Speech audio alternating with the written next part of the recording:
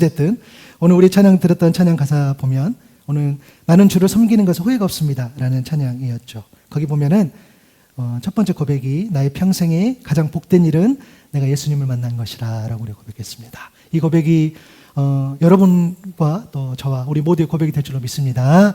이 고백을 여러분들이 하신다면 저 하고 살아가기를 바라고 또 그렇게 고백하시겠죠. 그런데 여러분 제가 질문을 드려봅니다. 그러면 내가 평생에 가장 복된 일이 예수님을 만난 것이야. 그러면 그 고백을 믿음이 없는 분들 또 믿음이 연약한 분들에게 여러분들이 이야기해주고 또 나눠주고 또 때로는 설명도 해주고 그렇게 이해시킬 수 있느냐라는 질문이에요. 여러분이 그렇게 고백하잖아요. 내가 정말 복된 일이 예수님을 만난 것인데 그러면 이 이야기를 누군가에게 전했을 때 그렇죠?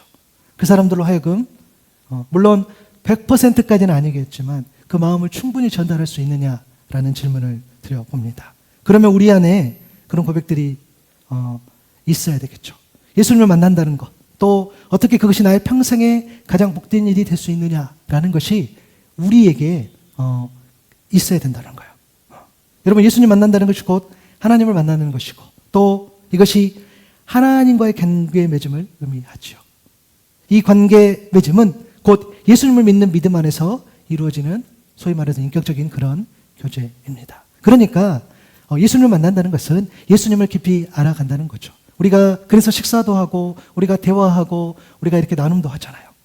그런데 대화도 없이 아무 그런 어떤 배경도 없이라고 한다면 우리는 깊이 교제했다고 이야기하지 않죠. 마찬가지인 거죠. 우리가 주님을 그렇게 이야기하는데 그러면 또 물을 수 있잖아요. 아니 당신이 만약에 예수님과 친하다고 한다면 그렇게 교제한다고 한다면 나눈다고 한다면 하나님 만난다면 아니 보이지 않는 하나님을 어떻게 이렇게 만날 수 있느냐라는 우리가 질문을 받을 수가 있겠죠. 보이지 않는 하나님께서 그러면 우리가 답할 수 있죠. 맞아. 하나님은 보이지 않으시죠. 그러나 그 하나님께서 우리가 듣고 이해할 수 있는 언어로 우리에게 말씀을 해주신다는 거예요. 그게 바로 성경 말씀인 줄 믿습니다. 말씀을 통해서 그 말씀을 주시기에 우리가 하나님을 알아간다는 거죠. 신명기 6장 6절에서 9절의 말씀 한번 보면 내가 오늘 너에게 명하는 이 말씀을 마음에 새기고 또 자녀에게 부지런히 가르치고 집에 앉아있을 때나 길을 갈 때나 누워있을 때나 일어나 있을 때나 언제든지 가르쳐라. 또 저희는 그것을 손에 매어 표로 삼고 이마에 붙여 기호로 삼아라. 집 문설주와 대문에서 서서 붙여라. 끊임없이 말씀을 가르치고 또 가르치고 라는 것을 이야기하는 거죠. 왜요? 그 말씀으로 하나님께서 말씀해 주시니까 그 말씀으로 우리와 교제해 주시니까 우리가 어떻게 하나님을 알 수 있겠습니까? 우리가 어떻게 하나님을 만날 수 있겠습니까? 주신 말씀으로 알 수 있다라는 거예요. 그래서 이 말씀의 시작과 마침이 바로 예배죠. 그래서 우리가 오늘 드리는 이 예배를 통해서 말씀을 듣고 말씀을 나누고 가르침을 받고 또 말씀으로 기도하고 말씀으로 찬양하고 여러분이 드리는 그런 개인적인 예배 또 가정에서 드리는 예배 또 어떤 소모임 가운데 또 이렇게 공동체 그 예배로서 그렇게 예배를 통해서 우리가 말씀을 받고 말씀을 새겨놓고 말씀을 가슴에 새기고 그리고 또 세상으로 나아가죠. 그리고 그 세상에서 나아가서 그 말씀대로 살아내고 또 다시 예배 자리로 돌아와서 또 말씀을 듣고 나아가고 또 나아가고 이런 어떤 사이클들. 그래서 예배가 시작이고 그리고 말씀의 시작과 마침이 바로 예배라고 말할 수 있는 거예요. 아멘. 여러분들이 이 일들 그냥 평범한 일상 같지만 여러분이 예배하고 또 나아가고 다시 돌아오고 또 예배하고 또 나아가고 그렇게 또 삶 속에서도 예배자의 삶을 살아갈 때에 그런 것들이 반복될 때에 우리는 어떻게 해요?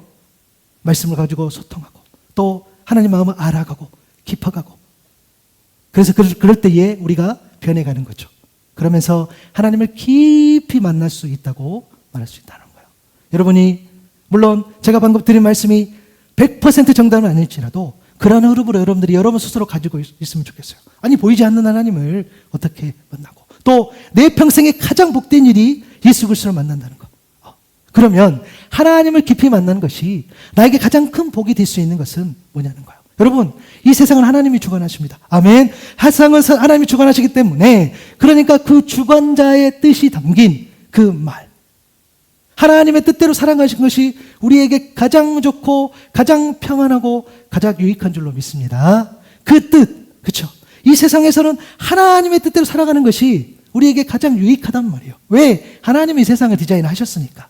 그런데 그 뜻이 바로 말씀에 담겨 있다는 거예요. 근데 그 말씀이 우리 가운데에 육신으로 오셨어요. 아멘. 그 예수 그리스도가 오셨다는 거예요. 요한복음 1장 14절의 말씀처럼. 우리 한번 읽어볼까요? 시작. 말씀이 육신이 되어 우리 가운데 거하심에 우리가 그의 영광을 보니 아버지의 독생자의 영광이요 은혜와 진리가 충만하더라. 아멘. 이 예수님을 통해서 하나님의 말씀을 전해지고 또 예수님의 말, 예수님의 행동, 예수님의 삶이 곧 복음이에요. 하나님 뜻이 되기 때문에. 그래서 결론적으로 그 예수를 우리가 만난 것이 나에게 가장 복된 일이야. 왜? 예수 그리스도를 통해서 우리가 하나님의 뜻, 하나님의 말씀을 알아가기 때문입니다. 그래서 로마서 10장 17절의 말씀에서 늘 이야기합니다. 믿음은 들음에서 나고 들음은 그리스도를 전하는 말씀에서 라는 거죠. 그래서 그 말씀을 우리가 늘 이야기하고 또 이야기하는 거예요. 그 말씀대로 우리가 교제하고 그 말씀대로 살아낸다는 거예요. 그렇게 우리가 예배자의 삶을 살아가는데요. 여러분 놀라지 마십시오. 여러분이 우리가 주님을 예배하고 또 예배자의 삶을 살아간다 할지라도 방금 이야기했던 것처럼 말씀을 붙잡고 그 말씀대로 우리가 힘이 들어도 그냥 꾸역꾸역 그 말씀 붙잡고 예배자로 살아간다 할지라도 우리가 설령 직분자라고 해도 내가 목사고 내가 선교사고 혹은 내가 장로고 권사라고 할지라도 내가 수고하고 봉사도 많이 해서 그렇게 하나님의 마음을 알아가는 자라 할지라도 하나님과의 관계가 멀어질 수 있다는 거예요. 그 대표적인 인물이 오늘 우리가 읽은 본문의 주인공 요나입니다. 여러분 요나 하면 생각나는 단어가 있죠. 맞아요. 물고기 뱃속. 사진 한 장 보여주시면은 나 너무 이거 볼 때마다 웃겨요 그냥. 그렇죠. 물론 그 물고기가 고래인지 상어인지 뭐 다 어떤 큰 물고기인지는 우리는 모르겠으나 그렇죠. 그리고 요나 하면 물고기 뱃속이 생각나고 또 요나 하면 불순종이 또 달라요. 그러다 보니까 하나님의 말씀을 따르지 않고 자신이 원하는 곳으로 그가 나아갔지요. 그 불순종. 그래서 요나 하면 하나님 명령에 불순종해서 배를 타고 도망갔어. 근데 요나가 폭풍을 만났어. 결국 바다에 던져서 물고기 뱃속에 삼켜졌어. 그 이야기가 우리에게 익숙하게 자리 잡고 있는 거죠. 다 들어보고 했던 이야기인 거죠. 그런데 여러분 그냥 방금 제가 말씀드렸던 그냥 짧은 한두 문장에 말씀드렸던 그 이야기를 요나의 이야기라고 생각한다면 사실은 그 선입견, 그 이야기만 갖고 있으면 우리는 말씀을 깊이 있게 보기가 불리해요. 왜냐하면 요나의 이야기는 훨씬 더 많은 내용들이 담겨 있기 때문입니다. 성경 에센스라는 책에 보면 김윤희 박사님 강의하신 건데 거기 보면은 요나서 이렇게 설명해줘요. 요나서는 여러모로 특이해요. 사람이 물고기 뱃속에 들어갔다 살아남은 것, 또 박넝쿨이 신기하게 빨리 자란 것, 악한 니느웨 백성이 세상에서 가장 짧은 요나의 한마디 메시지로 다 회개한 것, 선지자가 하나님의 명령으로부터 도망가려는 발상을 한 것 등의 사건들이 일어납니다. 그렇기 때문에 학자에 따라 요나서를 풍자로 또 우화로 또 상징적인 비유로 보기도 하고 또 종교적인 진리를 전달하는 미드라시는 랍비들의 해석으로 보면 돼요. 이 미드라시로 보기도 한다는 거예요. 그러나 전통 보수주의 학자들은 예수님이 요나가 밤낮 사흘 동안 큰 물고기 뱃속에 있었다는 것을 역사적으로 보셨기 때문에 그 요나서를 역사적인 사실로 받아들인다는 겁니다. 우리가 잘 아는 마태복음 12장 39절 40절에 보면 예수님 말씀하셨어요. 악하고 음란한 세대가 표적을 요구하지만 이 세대는 예언자 요나의 표적밖에는 아무 표적도 받지 못할 것이다. 요나가 사흘낮과 사흘밤 동안 큰 물고기 뱃속에 있었던 것 같이 인자도 사흘낮과 사흘밤 동안 땅속에 있을 것이다 라고 예수님 말씀하셨어요. 여러분 요나의 표적은요 곧 예수님의 죽음과 부활의 예표를 할 수 있어요. 부활이라 함은 예수님도 그렇고 요나도 그렇고 죽음으로부터 살아났지요. 그런데 죽음을 놓고 봤을 때는 사실 요나는 거의 죽을 뻔했죠. 그러나 예수님은 실제로 돌아가셨고 물론 그런데 요나가 물고기 뱃속까지 가서 거기까지 갔다는 것은 사실 영적으로 죽었다라고 우리가 해석할 수도 있겠죠. 그 예표를 이야기합니다. 그래서 이 부분까지도 우리가 다루면 더 요나의 이야기가 깊어질 수 있고요. 또 여러분 요나가 불순종했지만 그는 선지자였어요. 요나가 믿음 없는 사람이 아니라 요나가 아무것도 모르는 사람이 아니라 요나가 하나님 마음을 모르는 사람이 아니라 요나가 수고하고 헌신하지 않았던 사람이 아니라 그는 선지자였다는 거예요. 열왕기하 14장 25절에 말씀처럼 그러나 그는 이스라엘의 국경을 하맛 어기로부터 아라바까지 회복하였다. 이것은 주 이스라엘의 하나님께서 그의 종인 가드헤벨 사람 아mittai 아들 요나 예언자에게 말씀하신 그대로였다라는 거예요. 사진 한 장 보여주시면은 하맛 어기가 이렇게 저 지역부터 요 경계를 지금 이 말씀이 임하는 거예요. 이게 실제로 여러분 1세 때에 성취된 이야기이죠. 여러분 선지자였다는가요? 그러니까 하나님의 말씀을 전하는 선지자였다는 거예요. 여러분 잘 생각해 보세요. 예배를 집도하는 제사장들은 사실은 많아요. 지금도 많죠. 지금도 사실 예배 인도하는 사람 많아요. 그런데 그렇다고 해서 선지자가 제사장보다 낫다 이런 의미가 아니라 정말 선지자는 많지 않았다는 거예요. 정말 소수 몇 명 그 말씀을 전하는데 왜요? 생명을 걸어야 하니까. 이 메시지를 전해야 하니까. 그래서 여러분 선지자와 같은 이게 선지자나 선지자와 같이 하나님의 일을 감당하는 사람을 여러분 하나님이 얼마나 아끼시겠어요? 왜? 생명 걸어야 돼. 왜? 잘 안 듣는다니까. 그래도 거기다가 순종함으로 외쳐야 된다는 거죠. 그런 의미에서 여러분 이 어두운 세상 이 마지막 정말 한 줄기 여러분 복음의 빛으로 정말 선지자로 살아갈 수 있는 그런 여러분 되시길 축복합니다. 정말 소수. 하나님은 정말 여러분 소수기 때문에 너무 티날 것 같아. 그렇죠? 야, 쟤 너무 대단하다. 다 죄 짓고 있는데 저기에서 늘 빛처럼 서 있구나. 늘 말씀을 전하구나. 라는 것들. 사실은 그런 역할을 감당했던 선지자. 그런 요나였어요. 그래서 여러분 우리가 요나를 통해 몇 가지 중요한 사실을 알수 있어요. 하나는 뭐냐면 요나와 같은 하나님의 사람도 하나님과 멀어질 수 있다는 거예요. 도대체 왜 어떤 이유 때문에 멀어졌냐는 거예요. 그렇죠? 그리고 어쩌면 하나님과 멀어진 이유가 오늘 내가 겪는 이유와 같을 수도 있다는 거예요. 여러분이 하나님을 사랑해요. 여러분이 하나님 앞에 나아가요. 여러분 하나님 신앙생활 하는 거 너무 좋잖아요. 아멘. 예.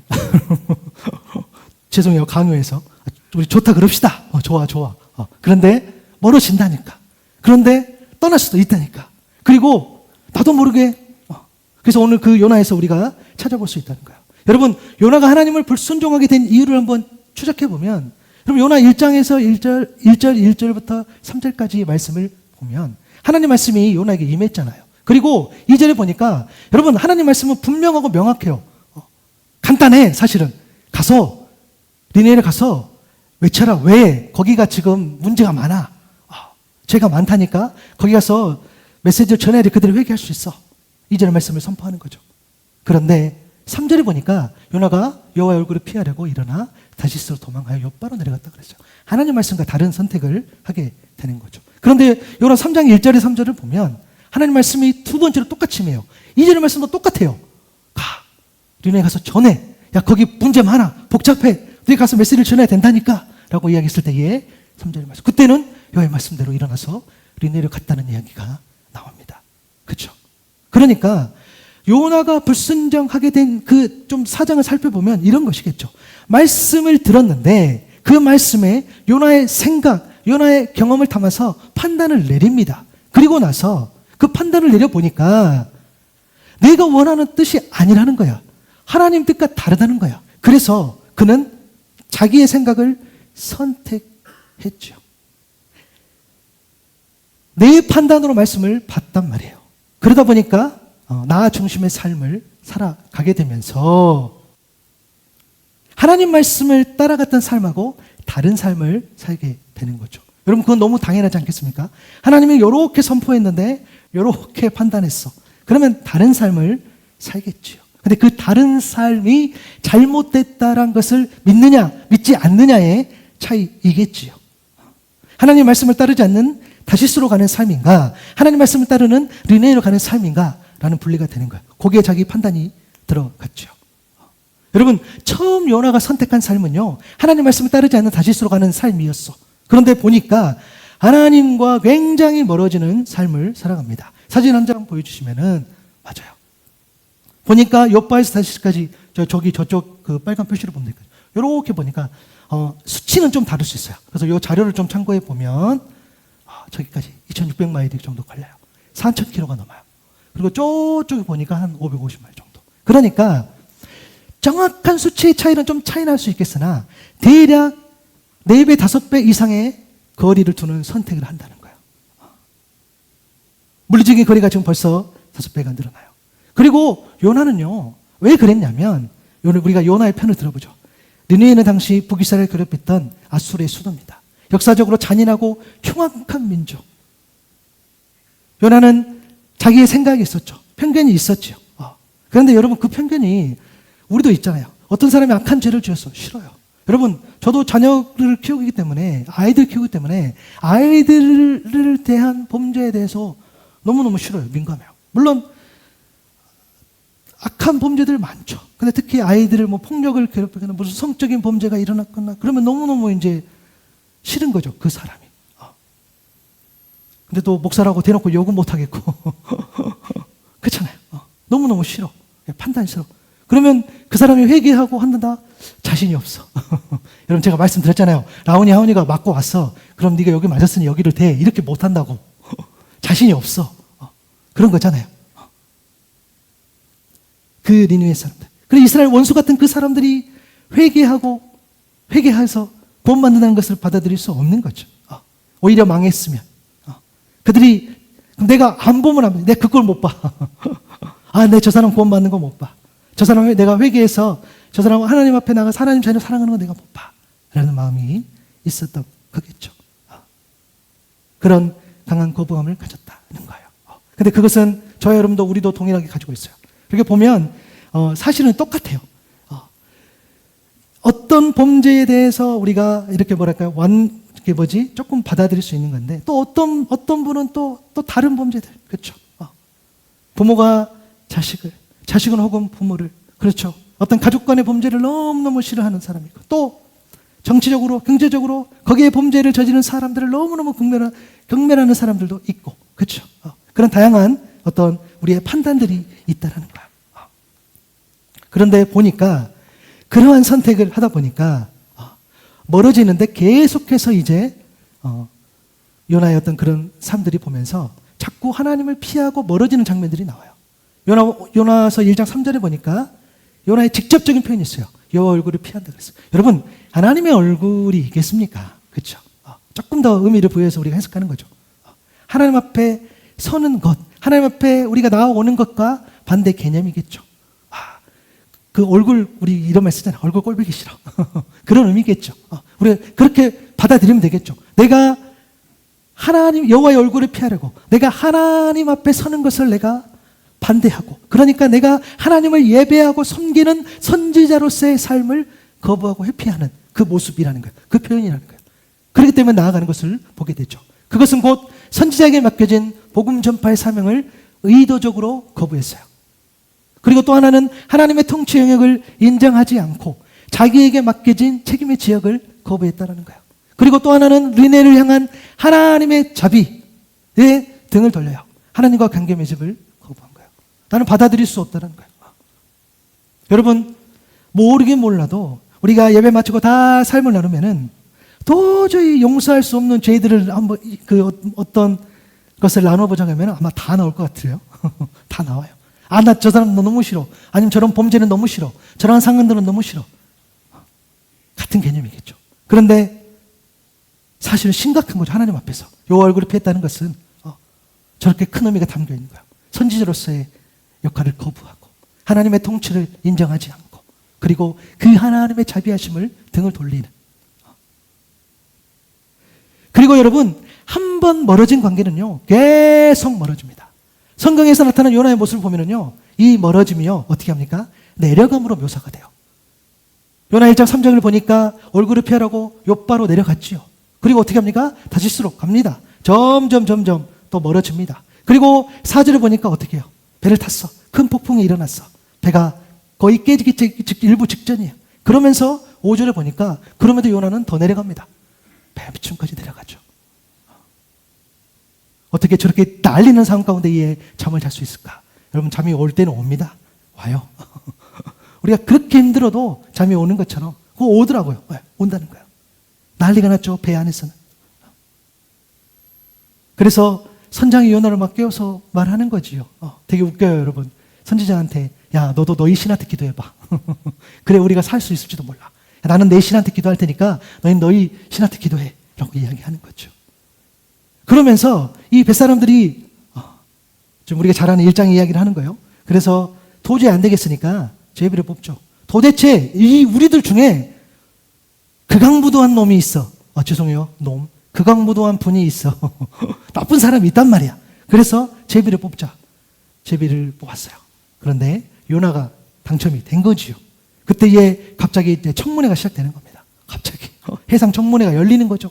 말하시오. 누구 때문에 이런 정이 왔어? 당신 뭐 하는 사람이야? 어디서 오는 길이야? 어느 나라 사람이야? 어디 백성이야? 막 이야기를 한단 말이에요. 그때에 원래 보통 청문회 가면 내가 억울하다, 아니다, 모른다 해야 되나? 요나는 달랐어요. 자백을 합니다. 본인이 자백을 해요. 내가 하늘에 계시고 바다와 육지를 주신 그분, 내가 히브리 사람인데 내가 그분을 섬기는 사람인데 아마 나 때문일 거예요. 나를 바다에 던지면 잔잔해질 것이다 라고 그렇게 자백을 합니다. 그래서 그 자백을 듣고 정말로 바다에 들어가는 거죠. 그러니까 1장 15절을 보니까 바다에 던져져 버렸어. 더 내려갑니다. 그렇죠. 그리고 17절에 보니까 우리가 아는 것처럼 요나를 삼키게 하고 이제 물고기 바다까지 가는데 더 밑으로 가고 더 밑으로 가고 물고기 뱃속까지 가는 그런 상황들이 보게 되는 거죠.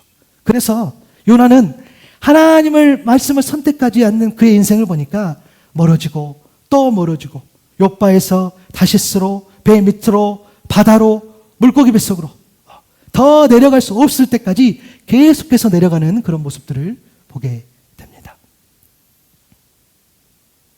하나님 말씀에 내 생각과 판단을 담았어. 그리고 내가 결정해 보니까 내 뜻과는 다른 그 결정들. 그리고 오늘의 어떤 그런 감정들이 오늘 또 읽었던 그 내용들이 담겨 있는 거죠. 여러분, 우리의 삶이 마찬가지지 않을까요? 하나님을 믿지 않아. 거부해. 그런데 그 뜻을 멀리하면 멀리할수록 어떻게 합니까? 그럼 멀어지는 거죠. 그리고 대화가 점점 안 되겠죠. 여러분, 어떤 면에서는 너무너무 그 공식이 분명해요. 우리 안에 하나님을 향한 예배가 없으면 멀어지는 거예요. 그러면 여러분, 예배를 안 드리면, 예배가 없으면 어떻게 합니까? 하나님과의 대화하고 소통하는 일이 없어. 그러면 누가 무슨 뜻인지 아무도 몰라. 그러니까 멀어지고 소원해지고 나중에는 만날 일이 없는 거죠. 그냥 각자 살아가는 거죠. 여러분, 한 번의 예배 없이, 한 절의 말씀도 없이 한 주를 보낼 수 있을까요? 예, 잘 보내요. 그 증인이 있어. 우리 모두, 저 여러분, 그죠? 여러분, 예배 안 드리고 말씀 없이도 잘 살아요. 여러분 말고. 근데 살아내더라니까. 말씀도 없어, 예배도 없어. 그래도 꾸역꾸역, 아니, 더 즐겁게, 더 행복하게 살아내는 모습들이 정말 보이더라니까요. 정말 그렇게 되어진다는 거예요. 그렇게 하나님 앞에 멀어지는 모습도. 근데 여러분 놀라지 마세요. 반대도 있어요. 내가 그렇게 예배하고 그렇게 많이 기도하고 그렇게 하나님 앞에 나아갔는데도 멀어지고 또 멀어지는 모습도 보게 돼요. 왜? 왜냐하면 예배 드릴 때마다 하나님, 그냥 하나님 뜻은 상관없어. 그냥 내가 원하는 거, 내가 바라는 거, 내가 이루고 싶은 거, 그냥 그것만 몽땅 오자마자 처음부터 끝까지 내 할 말만 하고 집에 가는데 그게 소통이 되겠어요? 하나님께서 그런 이야기를 듣지 않으시겠어요? 아무리 예배드려도, 아무리 기도해도 여러분 자녀에게 독이 되는데 그거를 주시겠어요? 맞아요, 여러분. 관계라는 게 그런 겁니다.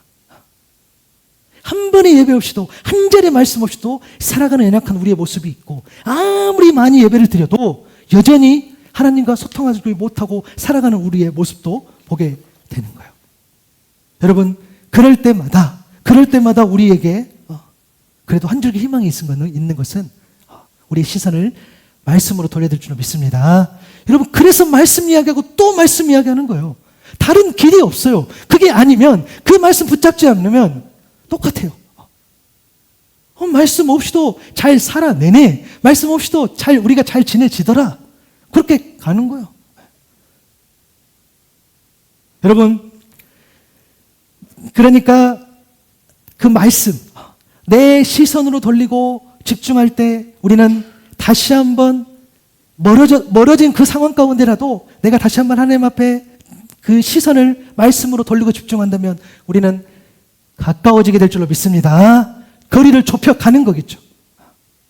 하나님의 말씀, 그러니까 요나가 하나님의 명령의 말씀을 듣고 물고기 뱃속까지 멀어지고 내려갈 때가 요나서 1장의 내용이었다면 사실 여러분 거기서 보면 정말 중요한 한 가지는 있었고 정말 중요한 한 가지는 없었어요.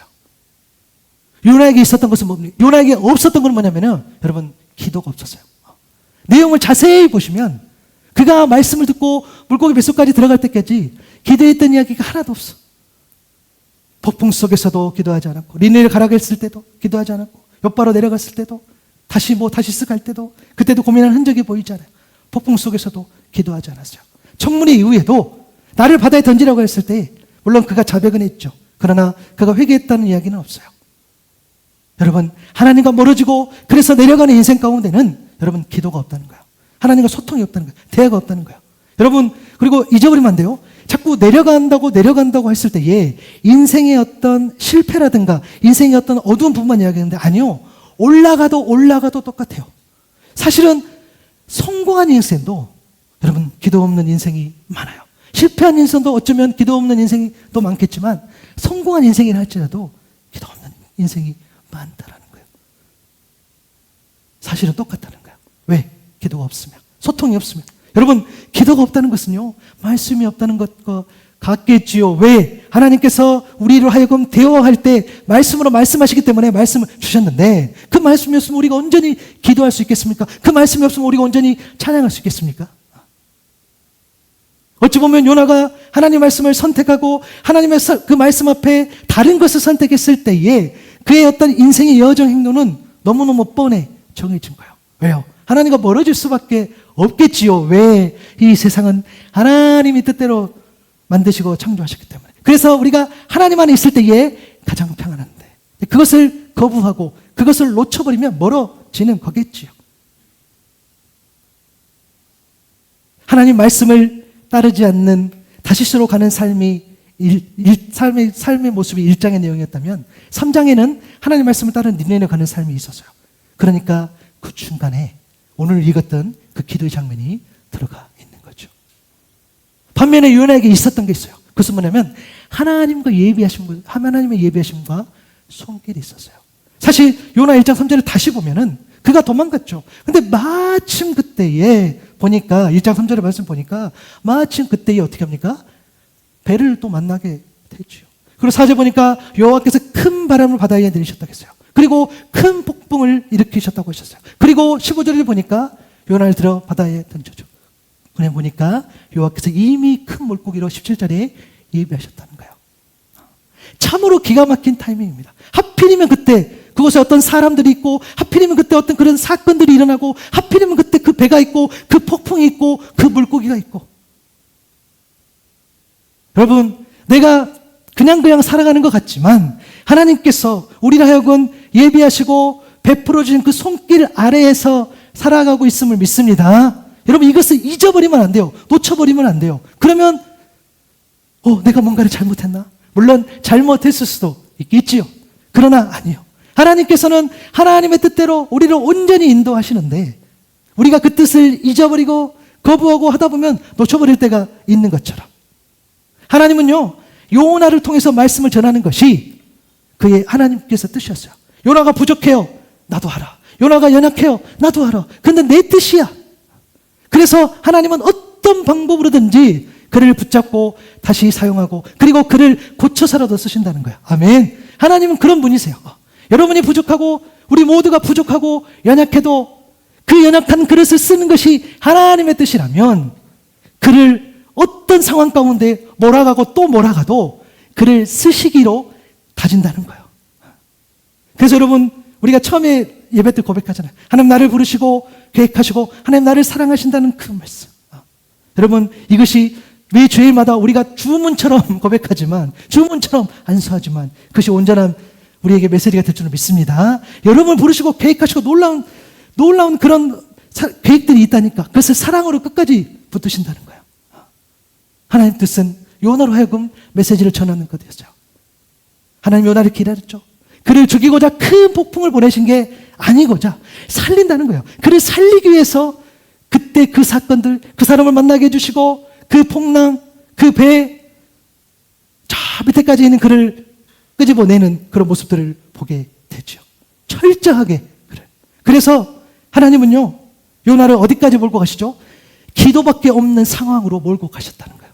정말 기도 아니면 안 되는 그 상황, 정말 하나님을 붙잡지 않으면 살아갈 수 없는 그 상황까지 그를 몰아가죠. 왜요? 그를 여전히 아끼고 그를 여전히 사랑했기 때문에. 아멘. 그를 너무너무 사랑했기 때문에 그 요나를 기도밖에 없는 그런 상황 가운데로 몰아가셔. 그래서 여러분, 내가 오늘 살아가는데 정말 기도가 아니면 안 되는구나, 정말 내가 기도 하나님 아니면 안 되는 그런 상황까지 여러분 놓여 있다면 하나님이 정말로 사랑하고 계심을 믿는 저와 여러분 될 수 있기를 바랍니다. 그 사람은 물론 너무너무 힘들겠지요. 그러나 하나님을 아끼고 하나님 사랑하는 그런 종이라는 거예요. 그래서 여러분, 우리가 요나 오늘 이제 기도를 그래서 볼 때에 사실은 물론 때로는 말씀을 한 절 한 절 정말 치밀하게 분석하면서 보는 것도 필요하지만, 때로는 오늘 우리가 읽었던 요나의 그 기도, 이 요나의 기도 이정처럼요, 그 전체적인 흐름, 그러니까 한 절 한 절의 메시지도 중요하지만 그 전체를 읽어내면서 온몸을 읽어내는 것도 굉장히 중요하다는 거예요. 그 상황을 몰입한다는 거예요. 요나 2장 1절에 보니까 물고기 뱃속에서 하나님께 기도를 드렸어요. 여러분, 새로운 교회 한옥 목사님 저서에 보면 이 뱃속 표현이 굉장히 재미있는 게 있어요. 제가 좀 자료 갖고 왔는데, 물고기 뱃속은 칠흑같이 컴컴했을 것이다. 게다가 바닷물이 넘나드는 곳이니 뼈가 시리도록 추웠을 것이다. 각종 음식물과 오물이 가득 차 있는 곳에서 더럽고 역한 냄새가 코를 찌르기도 했을 것이다. 10미터가 넘는 그 길이의 해초가 몸을 감고 발에는 물이 흥건히 고여 있었을 것이다. 게다가 중약하고 물고기가 어디 얌전히 가만히 있기나 하는가. 그 속에는 요나는 이리 부딪히고 저리 부딪혔을 것이다. 아마 먹은 것도 다 토하고 정신이 하나도 없었을 것이다. 우리가 여객선을 타도 오래 타면 멀미가 나고 메스꺼리는데 폭풍의 바닷속을 다니고 있는 캄캄한 물고기 뱃속에서 3일 있으면 어떻게 했는가. 여러분, 지금 요나는요, 칠흑같이 컴컴하고 너무너무 불쾌하고 너무너무 죽을 것 같고 구역질 나고 춥고 그냥 생각만 해도 너무너무 싫은 그런 거겠죠. 여러분, 우리 교회 엘리베이터가 있어요. 거기에 6명, 7명 정도 탑니다. 여러분, 거기에 20명이 탔다고 생각해 봅시다.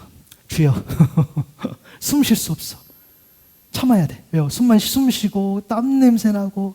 여러분, 하물며 그런 엘리베이터 안에만 우리가 2배, 3배만 갇혀도 너무너무 고통스러운데 그냥 더한 거겠죠. 그런데 2절에 보니까 내가 그렇게 고통스럽게까지 갔는데 주께서 내게 응답하셨어. 지금 기도하고 있어요. 내가 수울 한가운데서, 내가 지옥 한가운데서, 저 무덤 한가운데서, 저 영적으로 가장 밑바닥, 그 밑바닥에서 살려달라고 외쳤더니 주께서 나의 호소를 들어주셨다는 거예요. 여러분, 기도하면서 나의 기도를 들어주신 하나님의 관계가 기도함으로 조금씩 가까워짐을 느끼게 됩니다. 3절에 보니까 주께서 나를 바닷 가운데서 깊음 속에 던지셨다. 그 깊음을 누가, 그 깊음, 그러니까 그 고난을 예비하신 하나님이 그 하나님을 인정하는 거죠. 그 깊음을, 그러니까 나를 바다 가운데 깊음 속으로 던지셨어. 하나님께서 나를 던지셨음을 내가 인정하는 거죠. 모든 고난을 주관하심을 인정하는 것. 그러면서 회복이 되는 거죠. 맞아. 하나님 나를 거기에 넣었지. 하나님 나를 힘들게 했지. 왜? 내가 안 돌아오니까 나를 때려서라도 멈추게 했지. 라는 고백인 거죠. 그래서 그는 점점점 회복해가는 모습들을 보게 돼요. 4절에 보니까 내가 죽게 아뢰기를 주의 눈앞에 쫓겨났어도. 맞아요. 그가 인정을 하는 거죠. 쫓겨난 거지요. 하나님 말씀에 불순종하는 모습들 아는 거죠. 내가 선지자인데, 내가 맡겨진 직분이 있는데, 나 같은 자도 하나님 세워주셨는데 내가 그걸 거부하고 나왔을 때 당연히 쫓김받은 것을 당연히 여긴 거죠. 그런데 내가 그럼에도 반드시 주님 계신 성전을 내가 다시 바라보겠습니다 라고 기도해요. 성전은 곧 하나님의 임재를 상징하고요. 또 철저하게 하나님 의지하겠다는 의미죠. 그리고 여러분 성전을 향한 기도는요, 곧 말씀을 의지하는 기도라고 볼 수 있어요. 왜냐하면 여러분 열왕기상 8장에 보면 솔로몬의 성전 봉호 기도가 나와요. 여러분 이러한 기도가 있어요. 또 그들이 사로잡혀간 원수의 땅에서라도 마음을 다하고 정성을 다하여 주께 회개하고 주께서 그들의 조상에서 주신 땅과 주께서 선택하신 이 도성과 내가 주의 이름을 기리려고 지은 이 성전을 바라보면서 기도하거든 주께서는 주께서 계시는 곳엔 하늘에서 그들의 기도와 간구를 들으시고 그들의 사정을 살펴보아 주십시오. 주께 죄를 지은 주의 백성들을 용서하여 주시고 주님을 거역하여 저지른 모든 반역죄까지도 용서하여 주십시오. 그들을 사로잡아간 사람들 앞에서도 불쌍히 여김을 받게 하셔서 사로잡아간 그 사람들도 그들을 불쌍히 여기게 하여 주십시오. 솔로몬이 성전을 봉헌하면서 했던 그 기도, 그 성전을 바라보면서 했던 그 기도, 여러분 성전을 바라보면서 했던 그 기도를 하나님 철저히 의지하는 그 기도로 우리가 볼 수 있는 거죠. 하나님의 임재, 하나님이 계신 그곳을 바라보면서 기도하는 겁니다. 5절과 6절을 보니까 그는 이제 점점 절정에 갑니다. 고난의 절정으로 갑니다. 물이 나를 두르기를 영혼까지 하였고 기품이 나를 에워싸고 바다풀이 내 머리를 휘감았어. 나를 땅속 매부리까지 내려가게 했고 땅이 빗장을 질러 나를 영영 거두었어. 그런데 주께서 그 구동성에서 내 생명을 건지셨다는 거예요. 내가 호흡할 수 있게 해주셨다는 거예요. 고난의 절정에 달했지만 그럼에도 생명을 건져주신 하나님을 고백합니다. 그리고 7절에 내 목숨이 힘없이 꺼져갈 때도 내가 주님을 기억하였더니 나의 기도가 주께 이르렀으며 주님 계신 성전에까지 이르렀습니다. 그가 하나님께로 더 가까이 가는 그런 흐름을 볼 수 있어요. 그런 영적인 흐름을 볼 수 있는 거죠. 그리고 8절과 9절에 보니까 거짓되고 헛된 것을 숭상하는 모든 자는 자기에게 베푸신 은혜를 버렸으나 나는 감사하는 목소리로 주께 제사를 드리고 나의 소원을 주께 갚겠나이다. 구원은 여호와께 속하였나이다. 아멘. 구원은 여호와께 속했습니다. 그가 기도의 결론을 그렇게 내리는 거죠. 기도를 통해 하나님과 가까워지면서 감사가 회복되고 하나님을 향한 결단이 일어나고 그리고 그 결론에 이르렀을 때에 구원은 하나님께 옵니다. 구원은 하나님께 옵니다. 그랬더니 10절에 이 말씀 같이 읽어볼까요? 시작. 여호와께서 그 물고기에게 말씀하시매 요나를 육지에 토하니라. 아멘. 여러분 물고기의 토해내면 뭐겠죠? 뭡니까? 불순종함으로 하나님과 멀어졌던 요나가 물고기 뱃속에 들어가면서 기도를 통해서 이제 순종함으로 다시 하나님과 가까워진 그런 요나의 모습으로 토해졌다는 거예요. 그 중간에 하나님을 향한 기도가 있었고 그 기도는 당연히 말씀이 담긴 기도였겠죠. 여러분에게 묻습니다. 나는 지금 어디쯤 서 있는지, 우리를 향한 그 말씀, 하나님 말씀에 여전히 내 생각과 경험을 담아서 그래서 판단해서 그것이 내 뜻이냐 다른 하나님의 뜻이랑 다를 때에 여전히 나는 혹 내 선택을 하고 있지는 않은지, 그것을 여러분 오늘 또 점검해 봅니다. 하나님과 멀어지고 또 멀어지고 그래서 더 깊은 곳까지 혹시 내려가고 있다면, 그러한 삶이 우리 가운데 반복되고 있다면 우리는 다시 돌이킬 수 있음을 믿고 그렇게 나아가는 저 여러분 될 수 있기를 바랍니다. 여러분 아직 안 끝났어요. 왜? 하나님 말씀으로 말씀하시니까. 그리고 우리를 향한 우리 요나가 이야기에서 본 것처럼 하나님을 한 번도 포기하지 않으셨어요.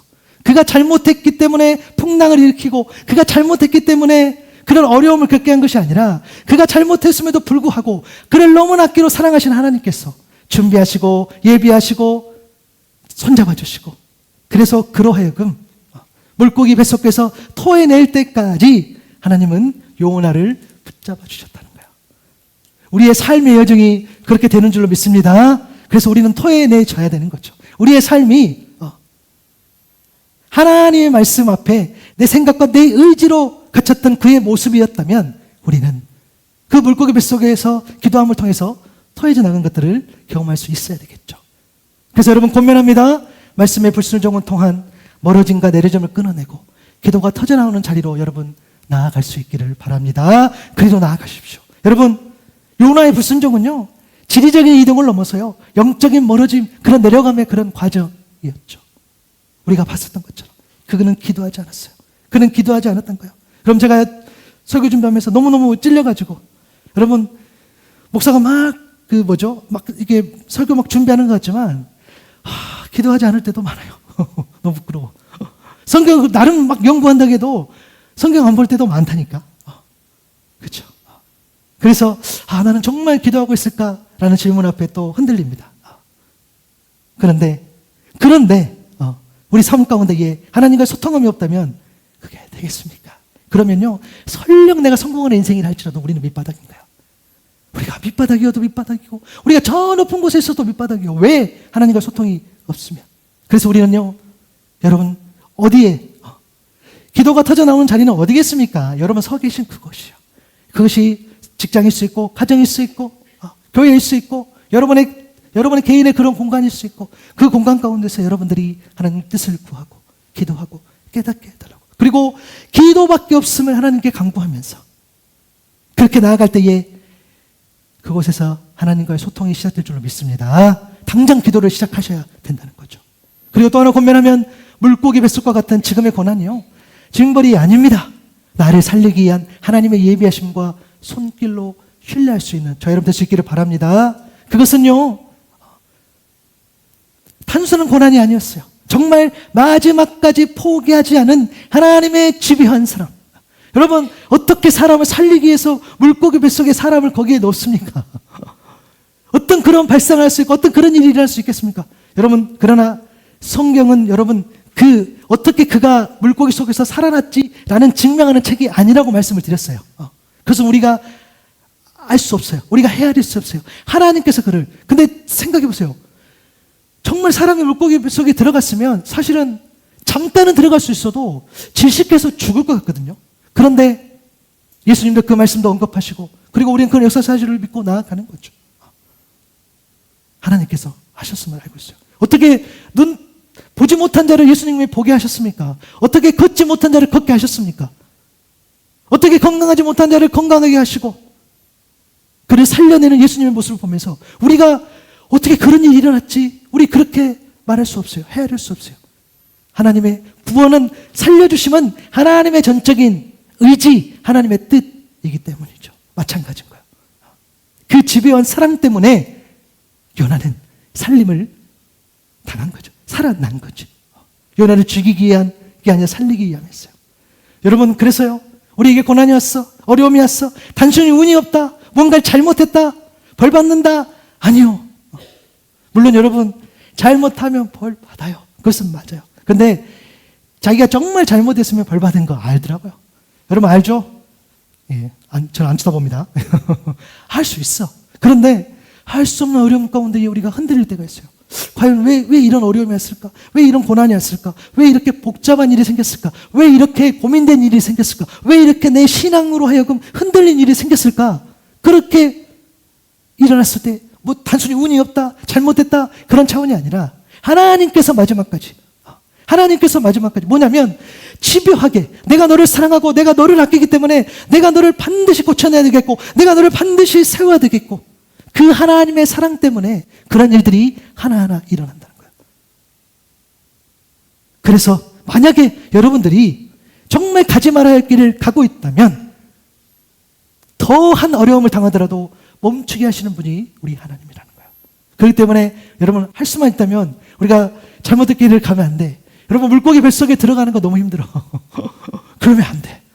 여러분 거기 들어가지 말고 온전히 우리가 하나님 앞에 그 손길을 의지하면서 그렇게 나아가는 것이 더 귀하다는 거예요. 그렇죠?